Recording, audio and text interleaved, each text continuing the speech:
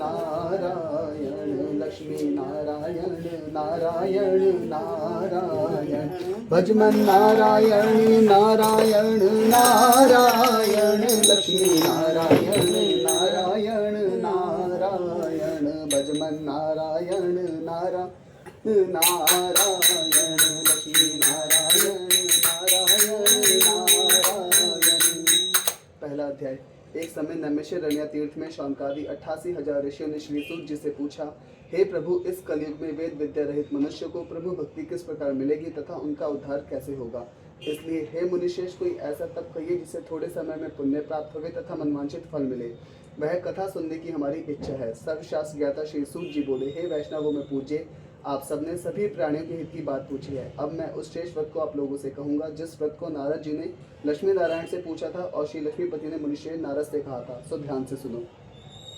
एक समय योगीराज नारद जी दूसरों की हित की इच्छा से अनेक लोकों में घूमते हुए मृत्यु लोक में आ पहुंचे। वहां बहुत योनि में जन्मे हुए प्राय सभी मनुष्यों को अपने अपने कर्मों के द्वारा अनेकों दुखों से पीड़ित देखकर किस यत्न के करने से निश्चय ही इनके दुखों का नाश हो सकेगा, ऐसा मन में सोचकर विष्णु लोक को गए। वहां श्वेत वर्ण और 4 भुजाओं वाले देवों के ईश नारायण को, जिनके हाथ में शंख चक्र गदा और पद्म थे तथा बनमाला पहने हुए थे, देखकर स्तुति करने लगे। हे भगवान, आप अत्यंत शक्ति से संपन्न हैं। मन तथा वाणी भी आपको नहीं पा सकती। आपका आदि मध्य और अंत नहीं। निर्गुण स्वरूप सृष्टि के आदि भूति व भक्तों के दुखों को नष्ट करने वाले हो, आपको मेरा नमस्कार है। नारद जी से इस प्रकार की स्तुति सुनकर विष्णु भगवान बोले कि हे मुनिशेष, आपके मन में क्या है? आपका यहाँ किस काम के लिए आगमन हुआ है? निसंकोच कहो। तब नारद मुनि बोले, मृत्यु लोक में सब मनुष्य जो अनेक योनियों में पैदा हुए हैं, अपने अपने कर्मों के द्वारा अनेकों प्रकार के दुखों से दुखी हो रहे हैं। हे नाथ, यदि मुझ पर दया रखते हो तो बताइए कि उन मनुष्यों के सब दुख थोड़े से ही प्रयत्न से कैसे दूर हो सकते हैं। श्री भगवान जी बोले, हे नारद, मनुष्य की भलाई के लिए तूने बहुत अच्छी बात पूछी। जिस काम के करने से मनुष्य मोह से छूट जाता है वह मैं कहता हूँ। सुनो, बहुत पुण्य को देने वाला स्वर्ग तथा मनुष्य लोग दोनों में दुर्लभ एक व्रत है। आज मैं प्रेमवश होकर तुझसे कहता हूँ। सत्यनारायण जी का व्रत अच्छी तरह विधान पूर्वक करके मनुष्य तुरंत ही यहाँ पर सुख भोग कर मरने पर मोक्ष को प्राप्त होता है। श्री भगवान के वचन सुनकर नारद मुनि बोले कि उस व्रत का क्या फल है, क्या विधान है, किसने यह व्रत किया तथा किसने यह व्रत करना चाहिए, विस्तार से कहो।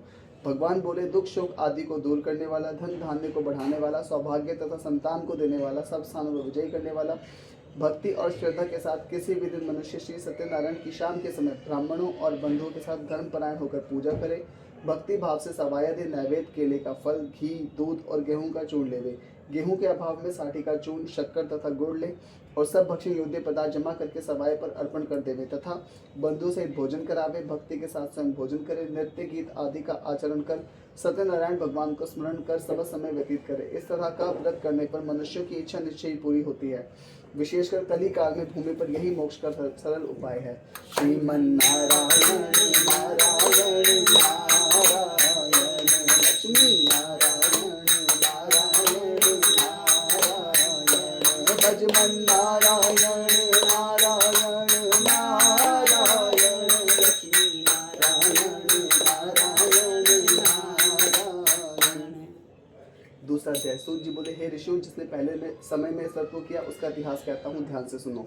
सुंदर काशीपुरी नगरी में एक अति निर्धन ब्राह्मण रहता था। भूख और प्यास से बेचैन हुआ नित्य ही पृथ्वी पर घूमता था। ब्राह्मणों को प्रेम करने वाले भगवान ने ब्राह्मण को दुखी देखकर बूढ़े ब्राह्मण का रूप धर उसके पास जाकर आदर के साथ पूछा, हे विप्र, नित्य दुखी हुआ पृथ्वी पर क्यों घूमता है? हे शेष ब्राह्मण, यह सब मुझसे कहो, मैं सुनना चाहता हूँ। ब्राह्मण बोला, मैं बहुत निर्धन ब्राह्मण हूँ, भिक्षा के लिए पृथ्वी पर फिरता हूँ। हे भगवान, यदि आप इसका उपाय जानते हो तो कृपा करके मुझसे कहो। वृद्ध ब्राह्मण बोला कि सत्यनारायण भगवान मनवांछित फल को देने वाले हैं, इसलिए हे ब्राह्मण, तू उनका पूजन कर, जिसके करने से मनुष्य सब दुखों से छूटकर मुक्त हो जाता है। ब्राह्मण को सारा व्रत का विधान बताकर बूढ़े ब्राह्मण का रूप धारण करने वाले भगवान अंतर्ध्यान हो गए। जिस व्रत को वृद्ध ब्राह्मण ने बतलाया है मैं उसको करूंगा, यह निश्चय करने पर से रात को नींद भी नहीं आई। वह सवेरे ही उठा, सत्यनारायण के व्रत का निश्चय कर भिक्षा के लिए चला। उस दिन उसको भिक्षा में बहुत सारा धन मिला, जिससे बंधु बांधव के साथ उसने सत्यनारायण भगवान का व्रत किया। इसके करने से वह ब्राह्मण सब दुखों से छूटकर अनेक प्रकार की संपत्तियों से युक्त हुआ। उस समय से वह ब्राह्मण हर मास व्रत करने लगा। इस तरह सत्यनारायण के भगवान के इस व्रत को जो करेगा वह सब पापों से छूटकर मोक्ष को प्राप्त होगा। आगे जो पृथ्वी पर सत्यनारायण भगवान का व्रत करेगा वह मनुष्य सब दुखों से छूट जाएगा। इस तरह नारद जी ने नारायण का कहा हुआ यह व्रत मैंने तुमसे कहा। हे विप्रो, अब मैं और क्या कहूँ? ऋषि बोले, हे मुनीश्वरों, संसार में इस ब्राह्मण से सुनकर किसने इस व्रत को किया वह सब हम सुनना चाहते हैं, इसके लिए हमारे मन में श्रद्धा है। सूत जी बोले, हे मुनियों, जिसने इस व्रत को किया वह सब कहता हूँ सुनो। एक समय वह ब्राह्मण धन और ऐश्वर्य के अनुसार बांधवों के साथ व्रत करने को तैयार हुआ। उसी समय एक लकड़ी बेचने वाला आया और बाहर लकड़ियों को रखकर ब्राह्मण के मकान में गया। प्यास से दुखी लकड़हारे ने उसको व्रत करते देखकर लकड़हारा ब्राह्मण को नमस्कार कर कहने लगा, यह आप क्या कर रहे हैं? इसके करने से क्या फल मिलता है? कृपा करके मुझसे करो। ब्राह्मण ने कहा, सब मनोकामनाओं को पूरा करने वाला यह सत्यनारायण भगवान का व्रत है। इनकी ही कृपा से मेरे यहाँ धन धान्य आदि की वृद्धि हुई है। ब्राह्मण से इस व्रत के बारे में जानकर लकड़हारा बहुत प्रसन्न हुआ। चरणामृत ले और प्रसाद खाने के बाद अपने घर को गया। लकड़हारे ने मन में इस प्रकार का संकल्प किया कि आज गांव में लकड़ी बेचने पर जो धन मुझे मिलेगा उसी से सत्यनारायण देव का उत्तम व्रत करूंगा। यह मन में विचार कर वह बूढ़ा ब्राह्मण लकड़ियां अपने सर पर रखकर जिस नगर में धनवान लोग रहते थे ऐसे सुंदर नगर में गया। उस रोज वहां पर उसे उन लकड़ियों का दाम पहले से चौगुना मिला। तब वह बूढ़ा लकड़हारा दाम ले और अति प्रसन्न होकर पक्के केले की फली, शक्कर, घी, दूध और दही, गेहूं का आटा इत्यादि सत्यनारायण भगवान की व्रत की कुल सामग्री को लेकर अपने घर गया। फिर उसने अपने सभी भाइयों को बुलाकर विधि के साथ भगवान जी का विधि पूर्वक पूजन किया और व्रत किया। इस व्रत के प्रभाव से बूढ़ा लकड़हारा धन, पुत्र आदि से युक्त हुआ और संसार के समस्त सुख भोग कर बैकुंठ धाम को चला गया। श्रीमन नारायण नारायण नारायण लक्ष्मी नारायण नारायण नारायण भजमन नारायण नारायण नारायण लक्ष्मी नारायण नारायण नारायण। तीसरा अध्याय। सूत जी बोले, हे श्रेष्ठ मुनियों, अब आगे की कथा कहता हूँ सुनो। पहले समय में उल्कामुख नाम का एक बुद्धिमान राजा था। वह सत्य वक्ता और जितेंद्र था। प्रतिदिन देव स्थानों को जाता तथा गरीबों को धन देकर उनके कष्ट दूर करता था। उसकी पत्नी कमल के समान मुखवाली और सदी साध्वी थी। भद्रशिला नदी के तट पर उन दोनों ने सत्यनारायण देव का व्रत किया। उस समय में वहाँ एक साधु वैश्य आया। उसके पास व्यापार के लिए बहुत सारा धन था। नाव को किनारे पर ठहराकर राजा के पास गया। राजा को व्रत करते हुए देखकर विनय के साथ पूछने लगा, हे राजन, भक्ति युक्त चित्त से आप क्या कर रहे हैं? मेरी सुनने की इच्छा, यह सब आप मुझे बताइए। राजा बोला, हे साधु, अपने बांधवों के साथ पुत्रादि की प्राप्ति के लिए यह महाशक्ति सत्यनारायण भगवान का व्रत व पूजन किया जा रहा है। राजा के वचन सुनकर साधु आदर के साथ बोला, हे राजन, मुझसे इसका सब विधान कहो। मैं भी आपके कथा अनुसार इस व्रत को करूंगा। मेरे भी कोई संतान नहीं है और इससे निश्चय ही होगी। राजा से सब विधान सुनकर व्यापार से निवृत्त हो वह आनंद के साथ भर गया। साधु ने अपनी स्त्री से संतान देने वाले उस व्रत का समाचार सुनाया और कहा कि जब मेरे कोई संतान होगी तब मैं इस व्रत को करूंगा।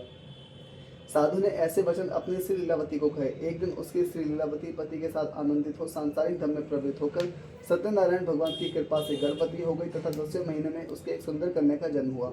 दिन दिन वह इस तरह बढ़ने लगी जैसे शुक्ल पक्ष का चंद्रमा बढ़ता है। कन्या का नाम कलावती रखा गया। तब लीलावती ने मीठे शब्दों में अपने पति से कहा कि आपने जो संकल्प किया था कि भगवान का व्रत करूंगा, अब आप उसे करिए। साधु बोला, हे प्रिय, इसके विवाह पर करूंगा। अपनी पत्नी को आश्वासन दे वह नगर को गया। कलावती पितृगृह में वृद्धि को प्राप्त हो गई और साधु ने जब नगर में सखियों के साथ अपनी पुत्री को देखा तो तुरंत ही दूध बुलाकर कहा कि पुत्री के वास्ते कोई सुयोग्य वर देख कर लाओ। साधु की आज्ञा पाकर दूध कंचन नगर पहुंचा और वहां पर बड़ी खोज कर और देखभाल कर लड़की के वास्ते सुयोग्य वाणिक पुत्र को ले आया। उस योग्य लड़के को देखकर साधु ने अपने भाई बंधु सहित प्रसन्नचित्त अपनी पुत्री का विवाह उसके साथ कर दिया, किंतु दुर्भाग्य से विवाह के समय भी उस व्रत को करना भूल गया। तब श्री भगवान क्रोधित हो गए और श्राप दिया कि तुम्हें दारुण दुख प्राप्त होगा। अपने काम में कुशल साधु बनिया अपने जमाता सहित समुद्र के समीप रत्नपुर नगर पहुंचा और दोनों ससुर जमाई राजा चंद्रकेतु के नगर में पहुंचे और व्यापार करने लगे। एक रोज भगवान सत्यनारायण की माया से प्रेरित कोई चोर राजा का धन चुराकर शीघ्र जा रहा था, किंतु पीछे से राजा के दूतों को आता देखकर चोर ने घबराकर भागते भागते धन को वहीं चुपचाप रख दिया जहाँ पर वह दोनों ससुर जमाई ठहरे हुए थे। तब दूतों ने उस साधु वैश्य के पास राजा के धन को रखा देखकर दोनों को बांध कर ले गए और प्रसन्नता से दौड़ते हुए राजा के समीप जाकर बोले, यह दो चोर हम पकड़ कर लाए हैं, देखकर आज्ञा दें। राजा की आज्ञा से उनको कठिन कारावास में डाल दिया। उनका धन राजा ने छीन लिया। उसी श्राप द्वारा उसकी पत्नी भी घर पर बहुत दुखी हुई। घर पर जो धन रखा था चोर चुरा कर ले गए। शारीरिक व मानसिक पीड़ा से भूख प्यास से अति दुखित हो अन्न की चिंता में कलावती एक ब्राह्मण के घर गई। वहां उसने सत्यनारायण व्रत होते देखा। वहां उसने कथा सुनी तथा प्रसाद ग्रहण कर रात को घर आई। माता ने कलावती से कहा, हे पुत्री, दिन में कहाँ रही माँ, तेरे मन में क्या है? कलावती बोली, हे माता, मैंने एक ब्राह्मण के घर में सत्यनारायण भगवान का व्रत देखा है। कन्या ने के वचन सुनकर लीलावती भगवान की पूजा की तैयारी करने लगी। लीलावती ने परिवार और बंधुओं सहित भगवान जी का पूजन किया और यह वर मांगा कि मेरे पति और दामाद शीघ्र आ जाएं और प्रार्थना की कि हम सबका क्षमा करो। सत्यनारायण भगवान इस व्रत से संतुष्ट हो गए और राजा चंद्रकेतु को स्वप्न दिखाई दिया और कहा, हे राजन, दोनों बंदी वैश्य प्रातः ही छोड़ दो। उनका धन जो तुमने ग्रहण किया है दे दो, नहीं तो तेरा धन, राज्य, पुत्र आदि सब नष्ट कर दूंगा। राजा को ऐसा वचन कहकर भगवान अंतर्ध्यान हो गए। प्रातःकाल राजा चंद्रकेतु ने सभा में अपना स्वप्न सुनाया और दोनों वाणिक पुत्रों को कैसे मुख कर सभा में बुलाया। दोनों ने आते ही राजा को नमस्कार किया। राजा मीठे वचनों से बोला, हे महानुभावों, भाग्यवश ऐसा कठिन दुख प्राप्त हुआ है, अब कोई भय नहीं। ऐसा कहकर राजा ने उनको नए नए वस्त्र आभूषण पहनवाए तथा जितना धन दिया था उससे दुगना धन दिलवाकर विदा किया। दोनों वैश्य अपने घर को चल दिए।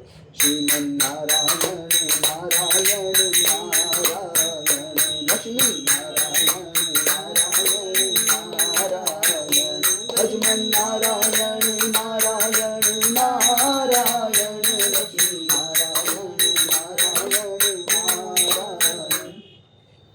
चौथा अध्याय। सूत जी बोले, वैश्य ने मंगलाचार करके यात्रा आरंभ की और अपने नगर को चला।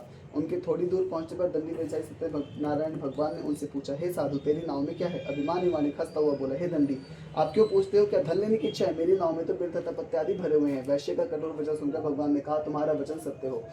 ऐसा कहकर दंडी वहां से चले गए और कुछ दूर जाकर समुद्र किनारे बैठ गए। दंडी के जाने पर वैश्य ने नृत्य क्रिया करने के बाद नाव को ऊंची उठी देखकर अचंबा किया तथा नाव में बेल आदि देखकर मूर्छित हो जमीन पर गिर पड़ा।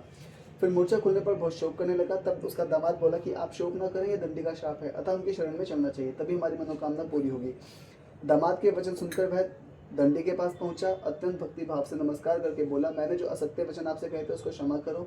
ऐसा कहकर महान शोक आतुर हो रोने लगा। तब दंडी भगवान बोले, हे माणिपुत्र, मेरी आज्ञा से बार बार तुम्हें दुख प्राप्त हुआ है, तू मेरी पूजा से विमुख हुआ है। साधु बोला, हे भगवान, आपकी माया से मोहित ब्रह्मा आदि भी आपके रूप को नहीं जानते, तब मैं ज्ञानी कैसे जान सकता हूँ?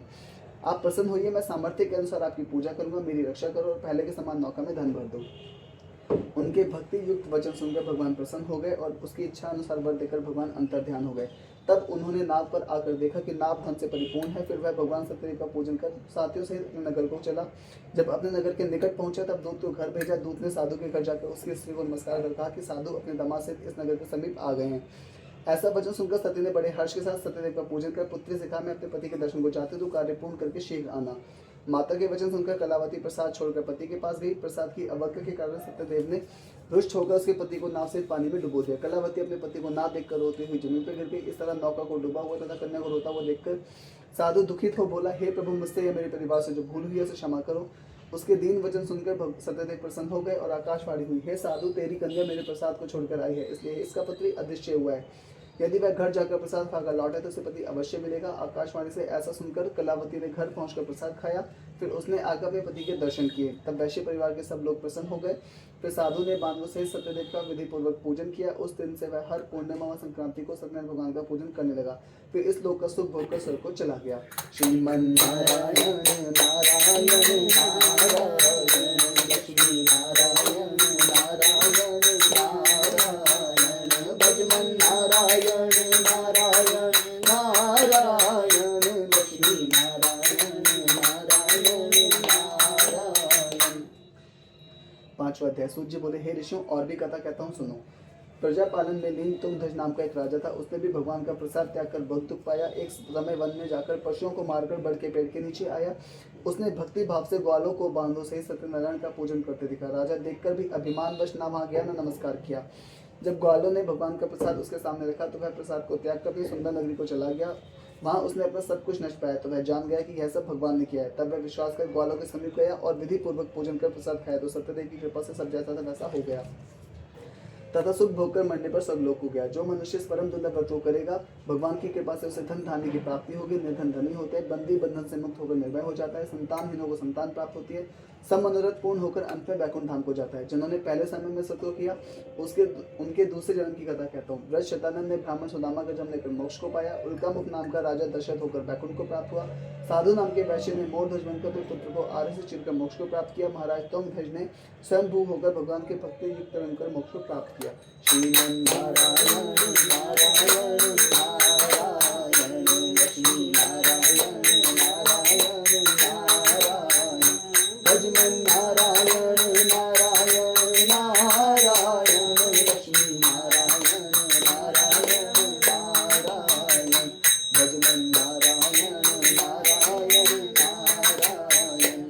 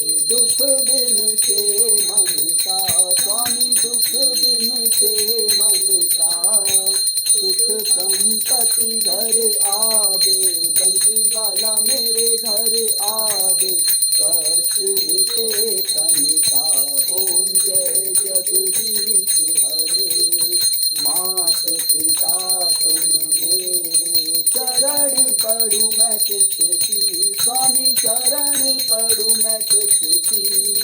तुम बिन और न दूजा, हरि बिन और न दूजा, आस करूं मैं किसकी। ओम जय जगदीश हरे, तुम पूर्ण परमात्मा, तुम अंतर्यामी, स्वामी तुम अंतर्यामी। पारब्रह्म परमेश्वर, पारब्रह्म परमेश्वर, तुम सबके स्वामी। ओम जय जगदीश हरे, तुम करुणा के सागर, तुम पालन करता, स्वामी तुम रक्षा करता। मैं मूरख छल कामी, मैं सेवक तुम स्वामी, कृपा करो भरता। ओम जय जगदीश हरे, तुम हो एक अगोचर, सबके प्राणपति, स्वामी सबके प्राणपति। किस विधि मिलूं दयामय, हरि से मिलूं दयामय, तुमको मैं कुमति। ओम जय जगदीश हरे, दीन बंधु दुख हरता, ठाकुर तुम मेरे, स्वामी रक्षक तुम मेरे। अपने हाथ उठाओ, अपनी चरण लगाओ, द्वार पड़ा मैं तेरे। जगदीश हरे, विषय विकार मिटाओ, पाप हरो देवा, स्वामी कष्ट हरो देवा। श्रद्धा भक्ति बढ़ाओ, श्रद्धा प्रेम बढ़ाओ, संतन की सेवा। ओम जय जगदीश हरे, श्याम सुंदर की आरती जो कोई नर गावे, स्वामी प्रेम सहित गावे। कहत शिवानंद स्वामी